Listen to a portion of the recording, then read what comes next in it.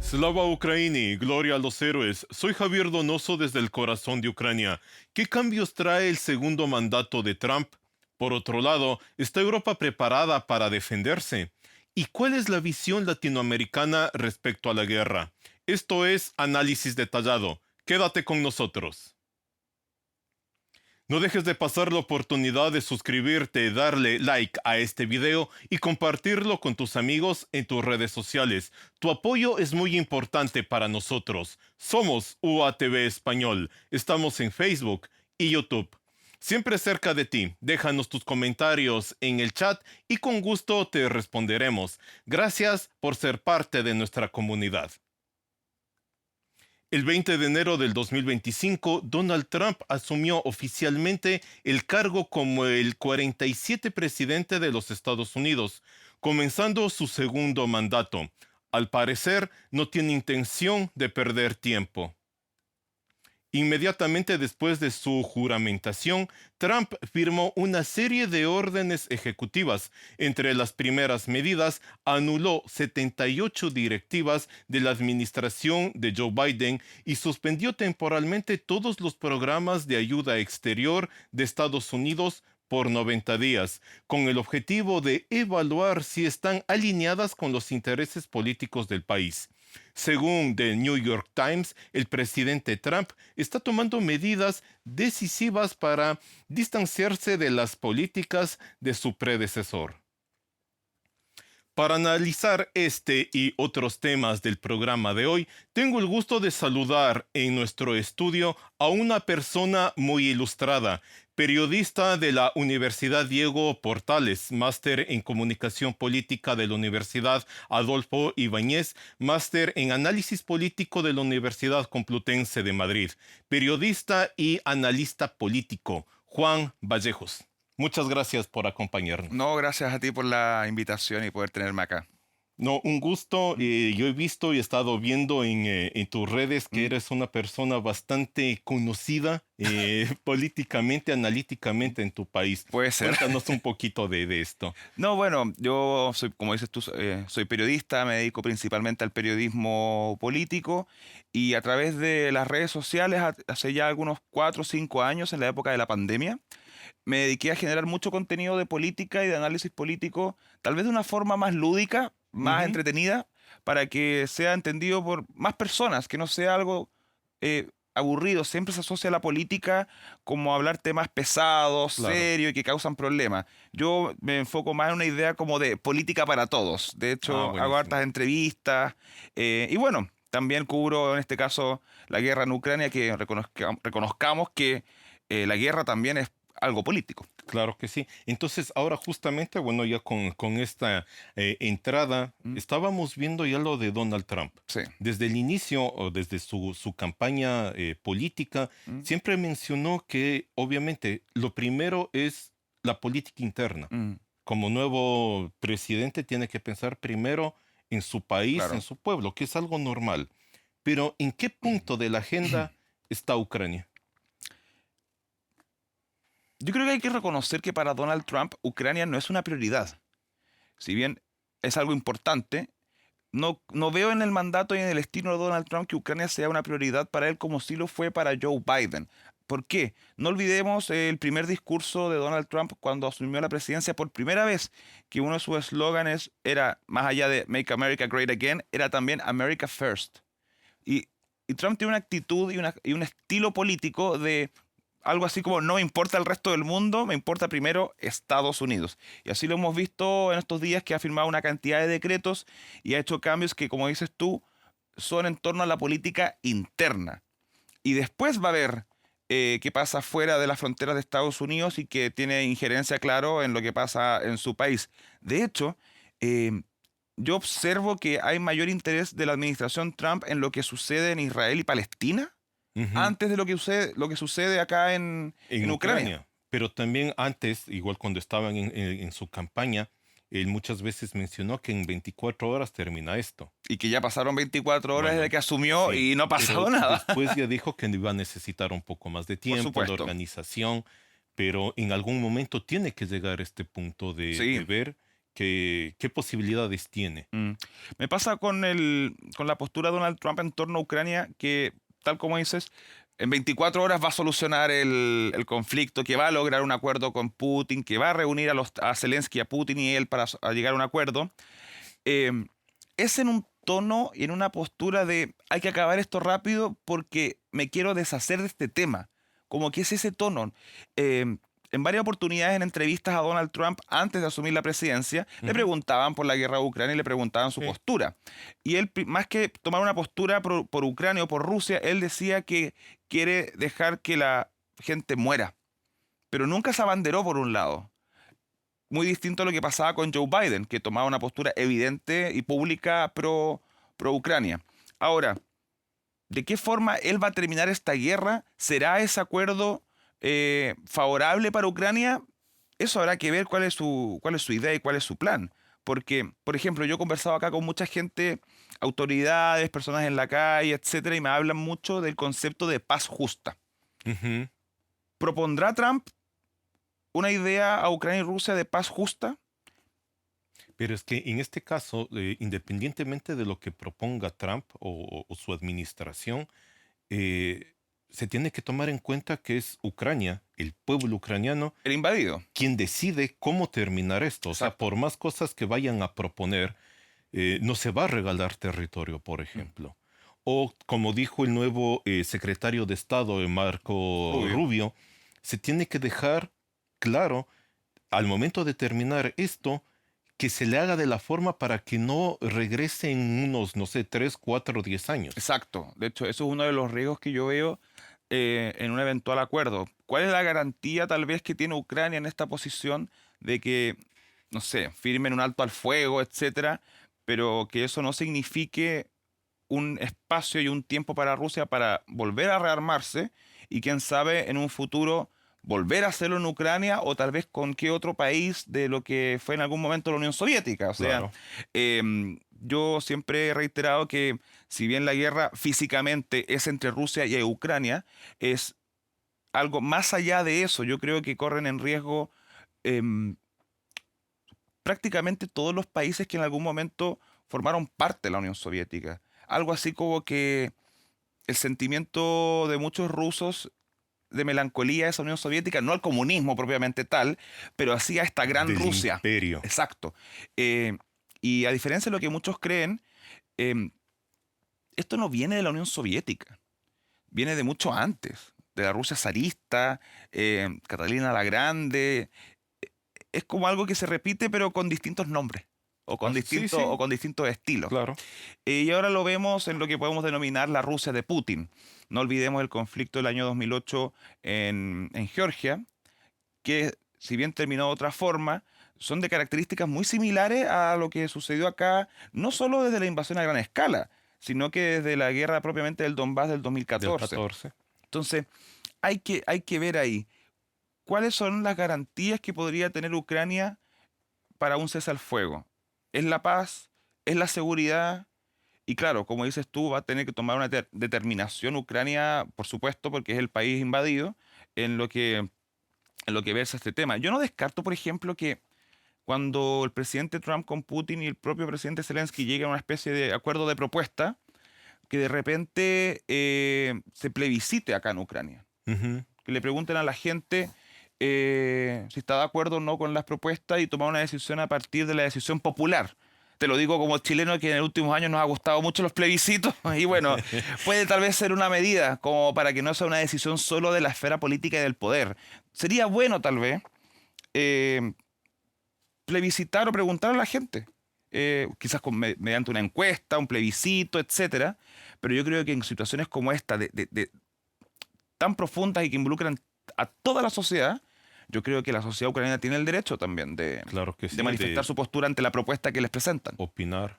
Claro. No, no, es totalmente de acuerdo, pero nuevamente, como te lo había comentado antes, sea como sea, al momento de poner el fin a la guerra, es no dejar que se lleve nuestro territorio. Ya Ujú. me sumo a Ucrania, que se lleven el territorio ucraniano, Crimea, ¿verdad? Donbass, Claro, etcétera. o sea, y nosotros siempre lo decimos, son territorios temporalmente ocupados. Así sea que ya estén 10 años, pero es temporal. O sea, Mm. algún momento se va a volver estos territorios a Ucrania como ha sido desde siempre. Y justamente como tú lo dices, puede ser, y es una buena alternativa, el preguntar, hacer Mm. censos, hacer encuestas de qué es lo que se podría hacer para Ujú. llegar a un fin. Presentarle opciones de repente a la Claro. gente, como esto por lo otro, esto así, esto asá, porque hay que entender también que en una negociación de paz, las partes involucradas tienen que ceder. Todos tienen que ceder algo. Por supuesto que Rusia querrá que cedan territorio. Me imagino que Ucrania no quiere esa No, postura. es que por eso es lo que Pero ¿qué ellos puede piden. ceder Ucrania también para entrar a negociar? Porque ni una de las dos partes va a quedar satisfecha al 100%. Hay que entrar a jugar. Eh, por eso reitero el concepto que he escuchado tanto acá de paz justa. ¿Cuáles Ujú. van a ser esas propuestas y esos acuerdos dentro de ese concepto que exige Ucrania de paz justa? Y eso yo creo que eh, la administración de Donald Trump, yo creo que lo va a proponer rápido. No en 24 horas, No, como ya lo pasaron. aseguró que ya Claro. pasaron y que no se cumplió. Eh, pero hay que reconocer que el estilo Trump, más allá de lo polémico que puede ser y que provoca muchas asperezas en muchas partes del mundo, hay que reconocer que Donald Trump tiene un estilo pragmático y poco diplomático, tal vez, poco Puede ser. protocolar, poco... Sí. Él va a tomar y va a decir, no, esto hay que hacerlo ahora, voy a viajar para allá, esto es, y Y chao. se acabó. No olvidemos que Donald Trump, además de ser un político poderoso y presidente de los Estados Unidos, es un negociante. No, no, todo su imperio ha sido hecho con negocios. Es Es una un persona que se empresario. caracteriza por negociar y conseguir cosas a su beneficio. En este caso será, me imagino, al beneficio de los Estados Unidos. Que es lo que le interesa es, creo yo, deshacerse de esta guerra, dejar de involucrarse. Y ahí yo creo que Ucrania tiene que tener ojo, tiene que estar atento. Ahora, hace poco, ayer, si no me equivoco, Donald Trump dijo que esto dependía ya de Rusia porque Ucrania ya estaba dispuesta a tener un acuerdo. Ahora, entendiendo como es Donald Trump, ¿qué tan ciertas son las palabras de Donald Trump? Porque él es muy, digamos, a veces exagerado para Claro. decir cosas, las 24 horas, esto y lo otro. Hay que ver, pero de que va a hacer algo, lo va a hacer y lo va a hacer pronto. Sí, sí, sí, no se espera. Y es que todo, ver cómo van avanzando las cosas, y no Mm, solamente ahora con Trump, mm. sino con otras esferas políticas que también están surgiendo en estos días. Te invito a que sigamos en los demás temas. Tomemos en cuenta que Europa necesita una política unificada en el ámbito de la seguridad y la defensa. Esta fue la tesis clave del discurso del presidente de Ucrania en el Foro Económico Mundial. El presidente de Ucrania apoyó el deseo de una nueva administración estadounidense de aumentar el gasto de defensa de los países miembros de la OTAN. Recordó que Rusia reduce varias veces más armas que toda Europa y al mismo tiempo el potencial económico del país agresor es mucho menor. Zelensky también mencionó la asociación entre dos dictaduras, Rusia y Corea del Norte. Entonces, actualmente este tema nuevamente es muy importante lo que está pasando con la entrada de Trump al poder, Mm, pero no por eso nos tenemos que desviar o olvidar de que hay otras potencias o aliados, como les decimos acá, o los amigos, los socios de Ucrania, mm, que aún siguen insistiendo y queriendo hacer más cosas para la seguridad mm, y la defensa de Ucrania. ¿Sí? Entonces, el 21 hubo el Foro Mundial Económico y entre otras cosas se topó este tema de Ucrania. por supuesto. ¿Cómo nos puede ayudar o qué tesis podemos sacar de este foro en favor de Ucrania? Bueno, los temas económicos claramente hay que entender también que las guerras son económicas. Y una de las medidas, por ejemplo, que había propuesto Trump en este foro de Davos, que lo hizo telemático porque no fue presencialmente, giraba en torno a las sanciones económicas que podría implementar él a Rusia, que reconozcamos que ya se han hecho antes. Y uno podría decir que tendrá esto de distinto. El estilo Trump. Yo creo que Donald Trump, de ponerle sanciones nuevas a Rusia, serían realmente sanciones duras porque a él no le van con juegos. Él lo decide y punto. Ahora, siguiendo también con los apoyos internacionales para Ucrania, la cumbre de Davos también fue clave, si bien se enfoca, como sabemos, y he dicho en temas más económicos, bueno, vi que se reunió con el presidente de Argentina, Javier Milei, de una manera muy eufórica, muy de amistad. Son instancias también donde el presidente Zelensky se reúne con otros dignatarios del mundo para establecer relaciones, acercamientos, etcétera. ¿Y por qué en el Foro Económico de Davos? Porque en un momento, cuando esta guerra termine, me imagino que este país tiene que enfocarse en reconstruir el país. Claro que sí. Y eso se necesita dinero, relaciones, alianzas, en las que se puede participar no solo las grandes potencias económicas, puede participar muchos países del mundo. No descarto, por ejemplo, países de Latinoamérica que puedan ser parte, no sé si de la reconstrucción propiamente tal de Ucrania, pero sí que a través de economía, venta o compra de recursos puedan ayudar a la reconstrucción acá. En algún momento habré escuchado en mi país, en Chile, que Chile podría aportar, por ejemplo, vendiendo materia prima. Ujú. Nosotros, tú sabrás que somos un gran exportador de cobre y el cobre está en todas partes. Hay que hacer todo el cablerío para Está poder claro. construir. Entonces, no es Se solo, necesita. claro, no es solo una cosa de potencia, es una cosa que todos se involucran y que me imagino que en su momento Ucrania recurrirá a los países que han manifestado públicamente su respaldo, como es el caso de mi país, de Chile. Claro, es Mm, que es todos. O sea, obviamente, como tú lo estás mencionando, esta es una oportunidad, en este caso el foro en Davos, mm, para expresar la necesidad de qué es lo que se va a necesitar en el claro. futuro y no solamente en un futuro cercano, sino una visión un poco Mm, más lejana. Tomemos en cuenta además, como tú recuerdas, hace unos días con el Reino Unido se firmó, no sé si es que alguien más lo tiene, una relación bilateral por 100 por 100 años. años, sí. Imagínate lo que es Un siglo. tener acuerdos, no por 5, no por 10, por 100 años. Y es una seguridad, eso es una garantía real de Mm, seguridad para Ucrania y en este caso también para el Reino Unido. mm, Pero no necesariamente lo tienen que ser o hacer de esta manera todos los países, como tú lo dices. Cualquier ayuda, cualquier apoyo es ujú, válido, ujú, ¿verdad? Y hace algún tiempo, me parece que fue en el 23, cuando fue igual en Suiza, mm. se iniciaba la cumbre de la paz, Sí. ¿sí? Y ahí justamente se reunió el presidente chileno Gabriel Boric Mm. con Zelensky. Nuevamente, no Claro. es primera vez que se han reunido. Entonces, no es solamente en este caso, como tú lo dijiste, con Javier Milei, que hasta se abrazaron muy Bueno, Javier eufóricamente. Milei tiene su estilo también de Sí, ser sí, sí, muy actoral, digamos, muy claro. histriónico. Pero en este caso, Boric Mm. o su administración y anteriormente han manifestado su apoyo a Sí. Ucrania. Chile tiene una particularidad con eso, en comparación tal vez con el resto de los países de Latinoamérica, que nuestra política exterior es una política de Estado, no es una política de gobierno, entendiendo que esta pueda cambiar según quién está presidiendo nuestro país. Em, Ustedes sabrán que Gabriel Boric es un presidente de izquierda, ¿ya? Y en general no se relaciona a que la izquierda apoye a Ucrania porque se asocia más con Rusia por su pasado Claro, y los su confrontación partidos constante con, políticos, claro, con Estados Unidos. Pero Gabriel Boric ha manifestado públicamente su apoyo a Ucrania bajo el principio base de que no se puede invadir otro país para solucionar un problema. O sea, esa es la mínima. Em, Anteriormente, el presidente Sebastián Piñera, que era de derecha y que también falleció hace no mucho en un accidente aéreo, también manifestó su apoyo a Ucrania públicamente poco antes de dejar el poder porque tenía que dejar teníamos cambio de mando. Pero, por ejemplo, Sebastián Piñera, en su otro periodo, porque gobernó 2 veces, fue uno de los primeros en condenar públicamente la anexión rusa de de Crimea. Crimea. También Chile reconoce históricamente el Holodomor.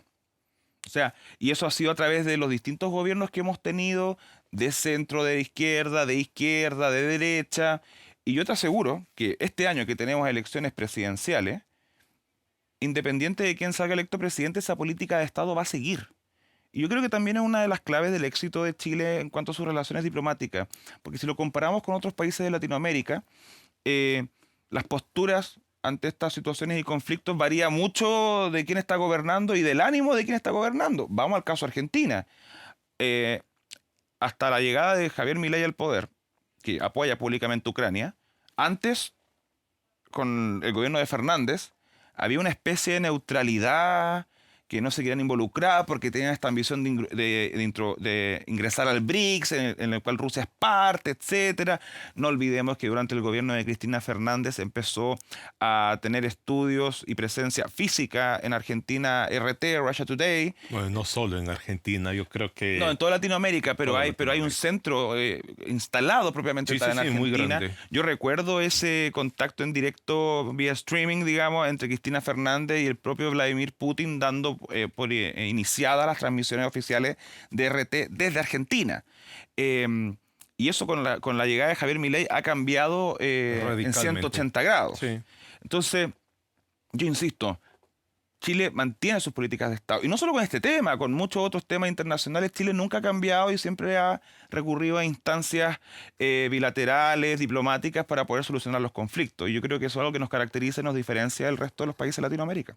Pero en este caso es muy bueno, es muy positivo lo que tú dices de tu país, de su administración, etcétera. Pero la influencia rusa, como lo estábamos mencionando, no solamente está centrada en este caso como en Argentina, por el canal RT, No, en toda o Latinoamérica. en toda En Latinoamérica. toda Latinoamérica. Y lamentablemente las noticias o los sucesos que estamos viviendo acá en Ucrania, ¿Mm? prácticamente ya no se escucha nada. No, no se muestran. Muy No. poco. A no ser que Obviamente pase algo muy relevante. Claro, pero todos los días hay ataques, todos los días están atacando, bombardeando. Mm. En algunos sitios más, en otros sitios menos, pero cada día Sucede. no ha habido ni un día que no ha pasado. De hecho, ahora conversando con amigos y cercanos que les contaba que venía de vuelta acá a Ucrania, esta es mi tercera vez acá en Ucrania, me decían, pero ¿por qué vas si la guerra ya terminó? Y yo decía, pero si no ha terminado, solo que no se muestra con la misma constancia que antes. Y yo creo que eso tiene que ver también con lo que yo llamo las guerras mediáticas y las atenciones a los conflictos internacionales desde Latinoamérica, porque por lo menos en el caso de Chile, no puedo hablar por los otros países, pero en el caso de Chile, desde que se inició esta nueva guerra entre Hamas, en Palestina e Israel y toda esa zona, el foco mediático se concentró mucho en eso, porque también tenemos una enorme comunidad palestina en Chile y la guerra de Ucrania Ya empezó quedó de lado. de lado. Pero, por ejemplo, cuando comenzó la invasión a gran escala, era casi un reality show. O sea, estuvimos hasta por lo menos de febrero a abril, todos los días con Ucrania, contactando con gente que vivía acá, todos los medios de comunicación Sí, estaban sí, acá, y de repente, como que la sociedad y el mundo también se acostumbró. Como es un país en guerra. Entonces, y se ha olvidado. Ahora, se retoman estos temas cuando pasan cosas simbólicas. Ponte tú la visita en su momento de Joe Biden a Kiev hace 2 años. 2 años.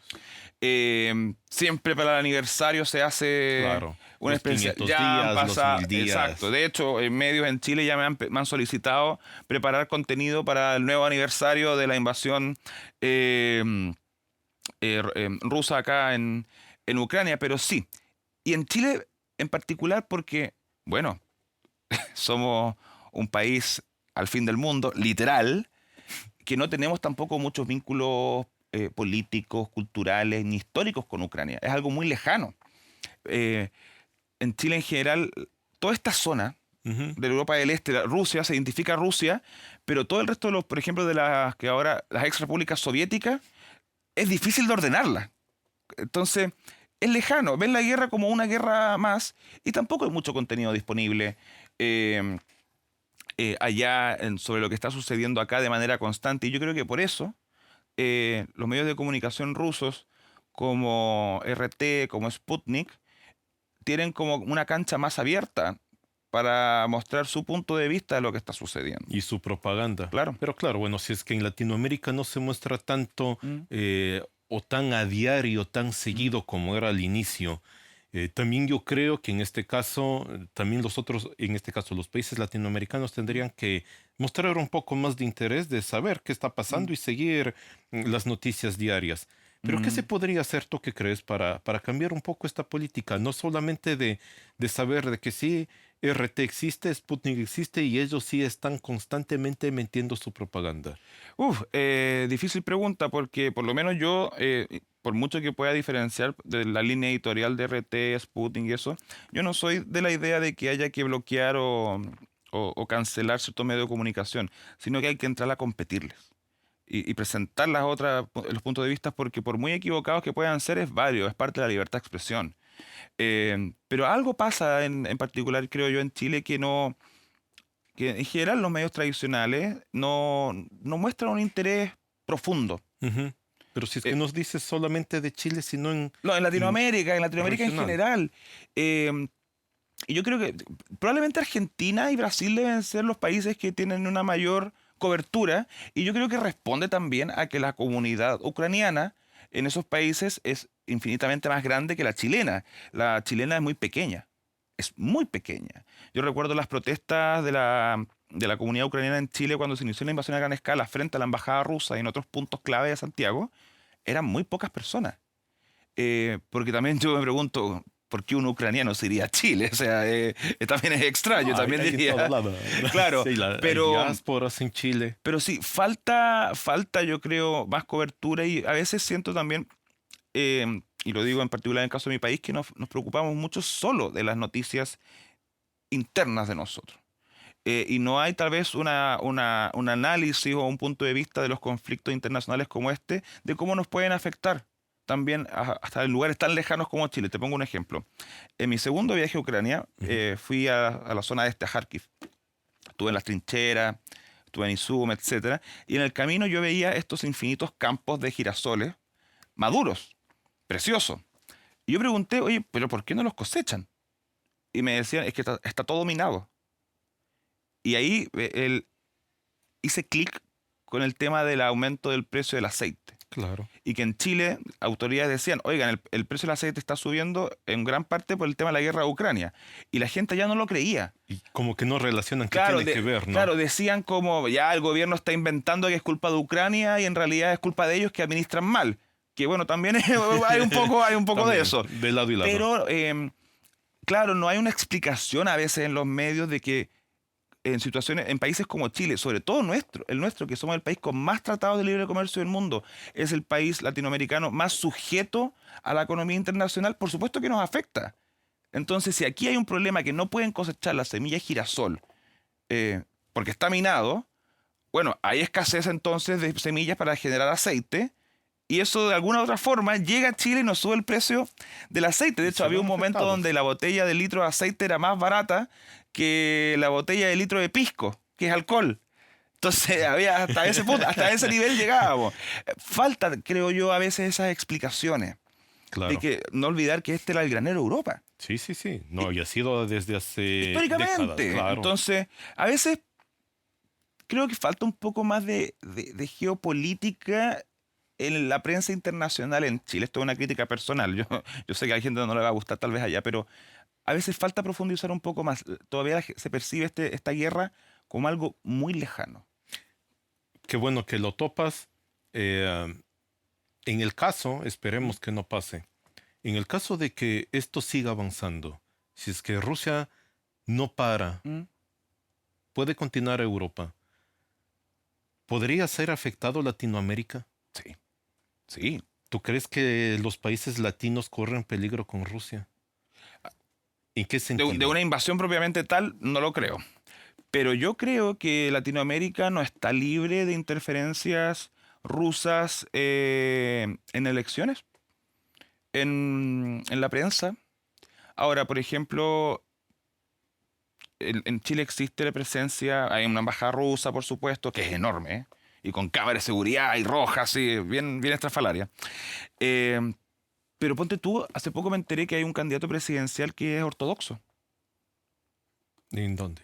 candidato presidencial de Chile, Es es ortodoxo. ortodoxo, Ajá. que es una religión que prácticamente no se practica en Chile, es muy reducido el Ujú. público, y a veces ahí yo pongo ojo, como, ¿qué está pasando por acá? Y es de la... Es de ultraderecha. Es de Es de ultraderecha ultraderecha. Y que en algunas entrevistas ha dicho que Ucrania fue la que provocó la guerra. la guerra y ahora que va a la presidencia y veo que es practicante, no critico que sea Ortodoxo. ortodoxo, no, por supuesto que no. Pero ¿a qué iglesia va? A la iglesia rusa. Yo tengo entendido que en Chile no hay una iglesia ortodoxa ucraniana. Qué interesante. O sea, son cosas que me he dado vuelta. A lo que voy, no quiero acá especular tampoco. Pero yo creo que Latinoamérica no está libre de intervenciones rusas en nuestras democracias. Chile menos, Argentina tampoco, por la presencia también de los medios. Eh, Pero es que se va metiendo, tal vez indirectamente, como tú lo dices. claro, Ahí está la propaganda, están los canales. Tiene una influencia muy grande en Venezuela. total, no, enorme, enorme. Aparte que hay que entender también, a mí me da un poco de risa. Yo nunca voy a olvidar, ponte tú, una publicación de Russia Today en Chile hace, creo que 10 años. Hubo una inundación muy grande en Chile que provocó muchos muertos en el norte. Llovió en el norte, en las zonas de los cerros de arena, y eso provocó un barrial terrible. Y en ese tiempo gobernaba por segunda vez la presidenta Michelle Bachelet. Ujú. Y la presidenta ordenó a los militares ir a la zona para poder ayudar. O sea, decretó lo que nosotros hablamos, zona de excepción constitucional o zona de catástrofe, para que los militares puedan ir a ayudar. Y así lo supimos todos. Y obvio que hay que hacerlo. Pero Russia Today publicó que los militares habían tomado la región. Y era en parte cierto, claro, pero era para ayudar. Pero ellos lo publicaron como si fuera una especie como de nuevo golpe de Estado. Y no fue así. Nunca Ahí fue está así. la influencia. Entonces ahí uno se ¿verdad? va dando cuenta de cosas, digamos, de la forma en que comunican las situaciones. Eh, También son críticos en sus publicaciones cuando el presidente Boric, por ejemplo, habla sobre Ucrania. O también hace poco, que fue, yo creo, notición, y yo creo que es muy valorable el presidente de la República, siendo una persona de izquierda y joven, de hecho tiene 2 años más que yo nomás, que dijo que Venezuela era una dictadura. Lo dijo, y eso para el mundo de izquierda y en Latinoamérica fue algo muy fuerte y muy llamativo. Claro, claro. Eh, y Russia Today decía que Boric sin como respaldo decía tal cosa. ¿Me entiendes? O sea, Sí. como Son alivianarle la cosas cuestión, claro, raras. como bajarle el perfil, etcétera. Sí, sí, O es sí. como presidente Boric se alinea con los criterios norteamericanos. No, como- siempre va a haber esas cosas de que los gringos quieren conquistar el mundo. Exacto. Pero, bueno, ¿Y Rusia? ¿Y Tam- Rusia acaso? A veces yo digo, a Y ver, eso es lo que siempre se menciona. yo como latinoamericano, yo también soy crítico de Estados Unidos por su injerencia y su historia en nuestro continente, sobre todo en la época de Guerra Fría y las dictaduras. Y hay que reconocer que sí han intervenido en Chile con el propio Pinochet. Pero yo me Claro. pregunto, por ejemplo, que quienes critican a Estados Unidos bajo esos criterios, ¿no deberían acaso criticar también a Rusia con lo que han hecho acá en Ucrania, en Georgia y en realidad en casi todos los países que formaron parte de la Unión Sí, sí, Soviética? sí. O sea, si el criterio es ese, bueno, entonces apliquémoslo también. Para todos. ¿O es solo estar con Rusia porque Rusia históricamente y simbólicamente está en contra de Estados Unidos? Por favor, Ujú. o sea, ¿cuál es el criterio? Sí, sí, sí. Bueno, Juan, para terminar, tenemos 2 minutitos. ¿Mm? Yo quiero que les des el mensaje, así, sí, ¿Mm? cortito, que ya se nos acaba el tiempo, para toda la gente que te está viendo. Tú que estás ya acá tercera vez en ¿Mm? Ucrania, tú has visto muchas cosas, lo has vivido ¿Mm? en carne propia. ¿Mm? Y ahora, una vez más, y vas a quedarte todavía un tiempo y ¿Mm? espero que todo vaya bien, que no pase nada y que puedas regresar a tu hogar sano y salvo. El mensaje para los amigos que nos ven. Mi llamado para toda la gente que nos ve hispanohablante en toda Latinoamérica, que cada uno es libre de creer y entender lo que quiera entender de este conflicto, pero tengan noción también de las personas, en mi caso, que estamos acá, que hemos venido y que no somos una cuenta sin rostro en Twitter o un canal en YouTube que postea trolls, que al fin y al cabo a veces son solo para reafirmar posturas preconcebidas de lo que uno ha leído. Tengan noción de los que estamos acá contando esta historia, que hemos venido, que hemos visto, que hemos estudiado el tema. Me pueden cuestionar lo que quieran, pueden quizás no creerme, pero no pierdan la noción de que estoy acá. Y por algo, bueno, eso tendrá un valor considerable en relación a lo que puedo yo contar. Como lo hice en mi libro, que ya publiqué en Chile, que se llama Crónicas desde la guerra en Ucrania, lo pueden comprar, está en Amazon, que cuento lo que yo veo. con la historia y pongo datos, por supuesto, también, y estoy acá para escribir el segundo. Y es lo que hago a través de mis redes sociales, en YouTube, en Twitter, bueno, X se llama ahora, TikTok, etcétera, que es contar lo que está pasando acá. Yo hablo con la gente, le hago una pregunta, lo grabo y lo subo. Pero es in situ. Claro. Hay que Esa valorar. es la verdad y la realidad. Claro, a veces no, es que es verdad porque lo vi en Twitter. Ya, ¿y quién publicó eso? ¿Cuál es su foto de perfil? ¿Quién es? Sí. Me pueden cuestionar, pueden discrepar conmigo. Pero lo importante es, creo que empezar a valorar las publicaciones en redes sociales de quienes damos nombre y cara. Y discrepamos y discutamos sobre eso. Pero no dar como información total a cuentas que no sabemos quiénes son. Buenísimo. Eso. Te agradezco muchísimo por tu tiempo. No, a ustedes, muchas gracias. Qué honor. Nos vemos una otra Nos oportunidad. estaremos viendo. Muchas gracias. Analizamos con Juan Vallejos, periodista y analista político, los cambios que atrae el segundo mandato de Trump, cómo se prepara Europa para defenderse y el futuro de la visión latinoamericana respecto a la guerra. Amigos, recuerden dejar sus comentarios desde qué país nos están viendo y qué temas les gustaría que desarrollemos por este medio. Ucrania es fuerte. Ucrania vencerá.